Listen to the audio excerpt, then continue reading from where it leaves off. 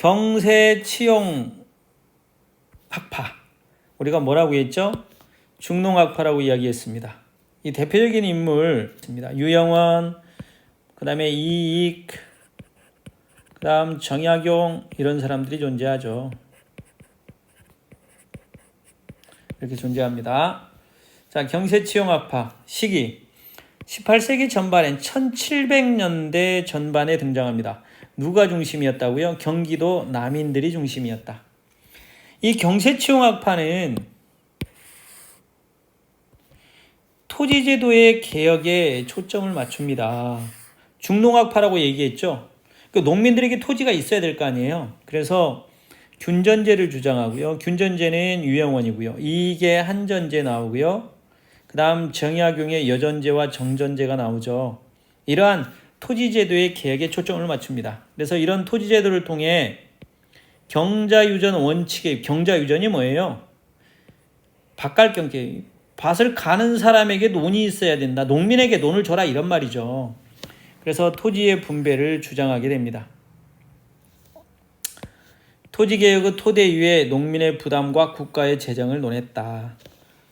국가체제의 개혁.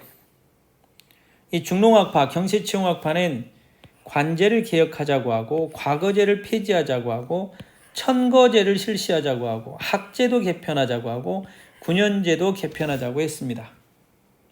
물론 제일 중요한 건 토지제도의 개혁입니다. 제일 중요한 건 토지제도의 개혁이죠. 사회체제도 개혁하자고 얘기했죠. 병제와 노비제를 개혁하자. 군대와 관련된 거죠.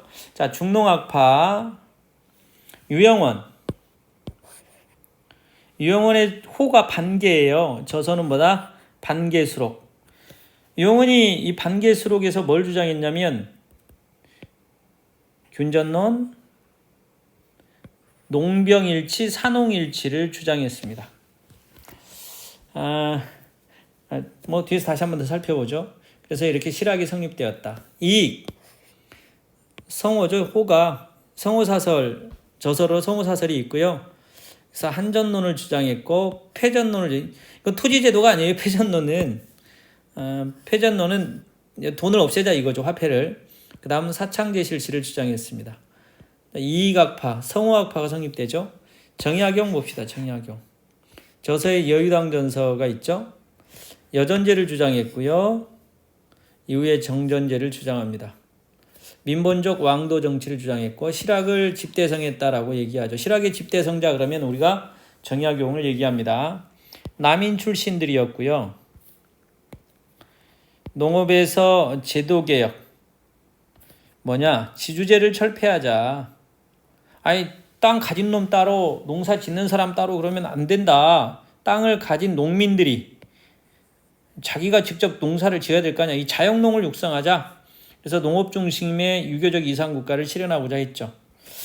상공업, 이 중농학파는 상공업에 대해서 자유방임주의를 배격한다. 상공업에 대해서는 그렇게 우호적이지 않았네요. 그 다음에 화폐 사용도 못하게 막았습니다. 이거 화폐를 아예 없애버리자라고 했던 건 이 패전론이었죠. 이익이 주장하는 거예요. 이후에 한말 애국 계몽운동과 국학운동에 영향을 주었다. 좀 더 자세히 이제 살펴보도록 하겠습니다.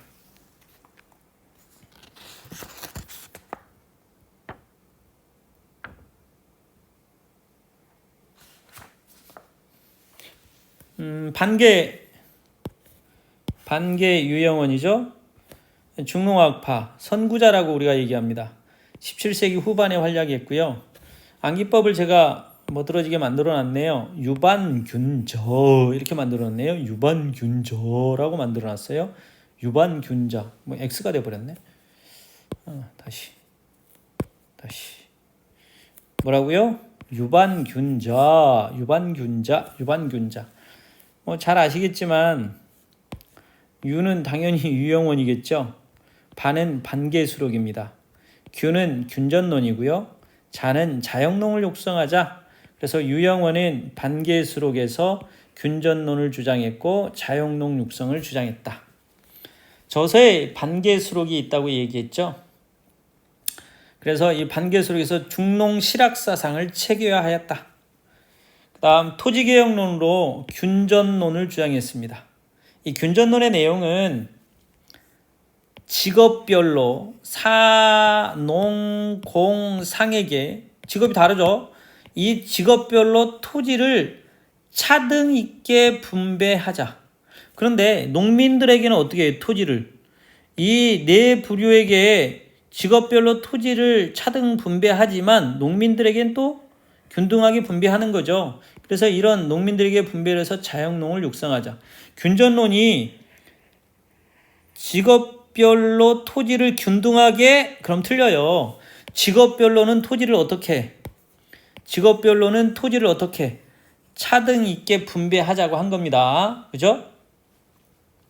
그래서 자영농을 육성하자.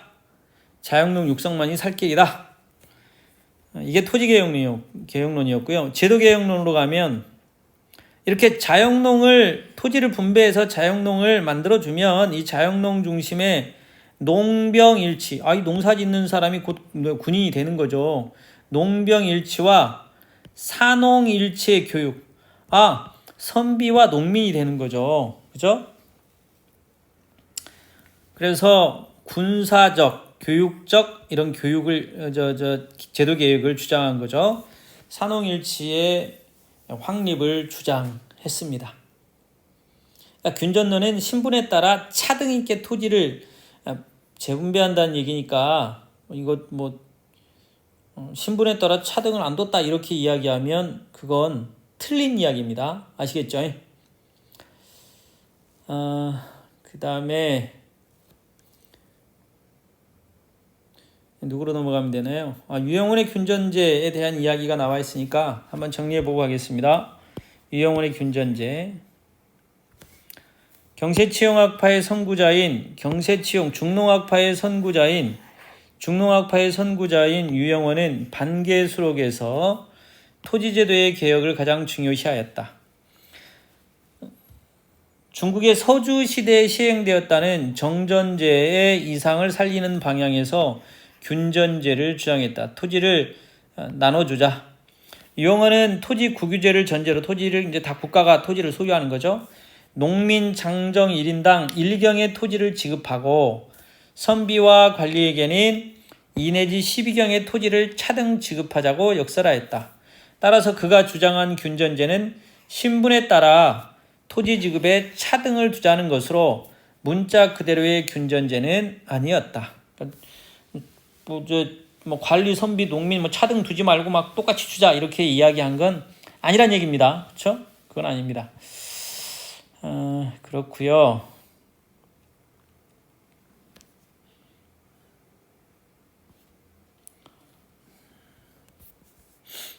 우리 경세치용학파 두 번째 누굽니까? 경세치용학파 중농학파 두 번째 누구예요? 성호이익입니다. 성호이익.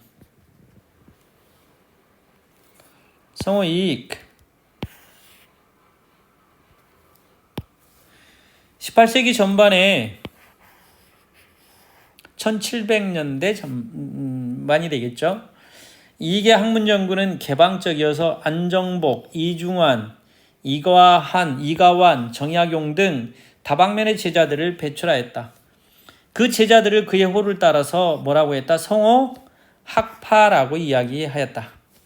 자영농 육성을 통한 토지제도 개혁론으로는 뭘 주장했다? 한전론을 주장했다. 이익은 한전론이죠. 아까 우리 앞에서 유영헌은 뭐였어요? 균전론이었죠. 유영헌은 어떻게 외웠어요? 유반균자.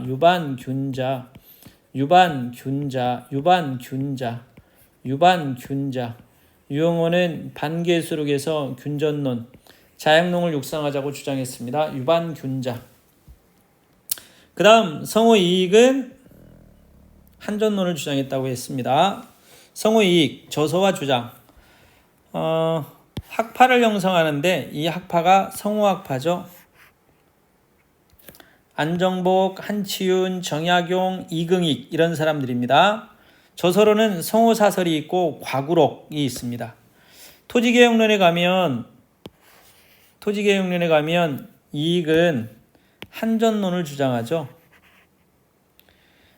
한전론은 뭐냐면 자영농 육성을 위한 토지제도 개혁론으로 한 가정의 생활을 유지하는 데 필요한 규모의 토지를 영업전으로 지급하자. 그러니까 영업전을 다 지급한 뒤에, 그런데 이 영업전은 매매를 뭐 하자? 매매를 못하게 하자. 이거 매매가 안 돼요. 영업전은 매매가 안 돼. 그래서 이 영자가 길영자예요. 이렇게 오랫동안 농사를 짓는 땅이란 얘기죠. 그러니까 오랫동안 농사를 지으려면 이 영업전은 매매가 안 되는 땅이에요. 매매가 안 되는 땅, 이게 영업전이니까 한전론에서 영업전을 주되 이 영업전은 매매가 된다 안 된다? 영업전은 매매를 금지하는 거죠. 나머지 토지만 매매를 허용하자고 주장했죠. 그래서 이렇게 영업전을 지급해서 토지 소유의 평등화를 주장했습니다. 어디에서요? 한전론에서. 그 다음 사회경제개혁론으로 가면 나라를 좀먹는 6가지가 있는데 노비제, 과거제, 문벌, 기교, 기교에는 사치와 미신이 있네요. 그 다음 승려, 게으름, 이런 것들이 나라를 좀먹는 거다. 6가지 폐단이다. 이거 없애라. 이렇게 이야기를 했습니다. 그 다음에 고리대, 고리대가 뭐예요? 높을 거죠. 높은 이자를 받는 거예요. 고리대와 당시의 화폐의 이 폐단인 전황이 발생해요. 전황. 국가에서 화폐를 발행하는데 이 화폐를 부의 수단으로 집에다가 화폐를 계속 모아놔요. 화폐 유통이 안 되죠.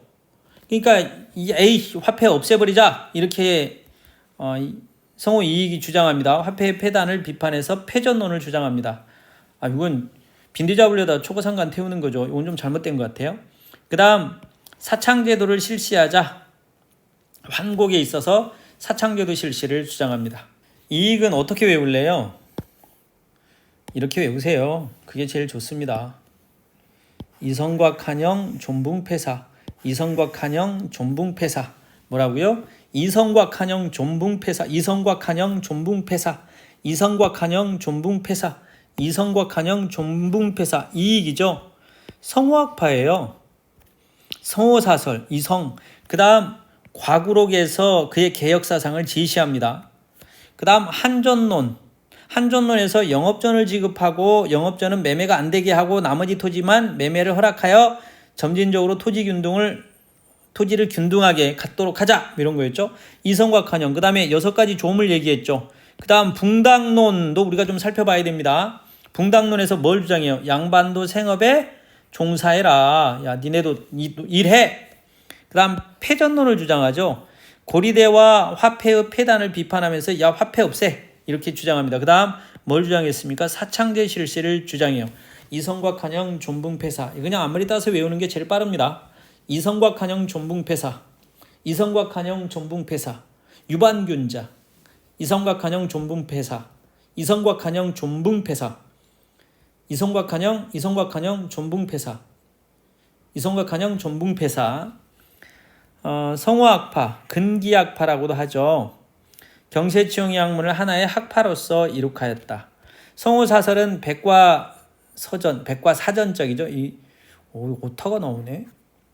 백과사전적 저술이고요. 과구록에서 그의 개혁사상들이 많이 제시가 됩니다. 한전론, 농가 매우마다 영업전을 지급하고 나머지 토지만 매매를 허락하는 거죠. 6가지 좀, 노비, 과거, 양반, 문벌이라고 그랬죠.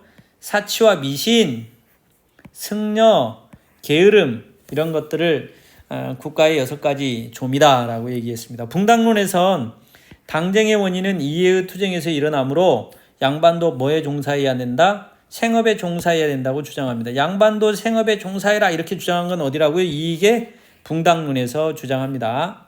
그 다음 패전론, 화폐를 좀 없애자 이렇게 비판했고요. 그 다음은 사창제 실시를 주장하게 되었죠. 이성곽한영 존붕폐사로 정리해두면 되게 깔끔해요. 복잡한 다른 방법들 쓰지 마세요. 그냥 이성곽한영 존붕폐사입니다.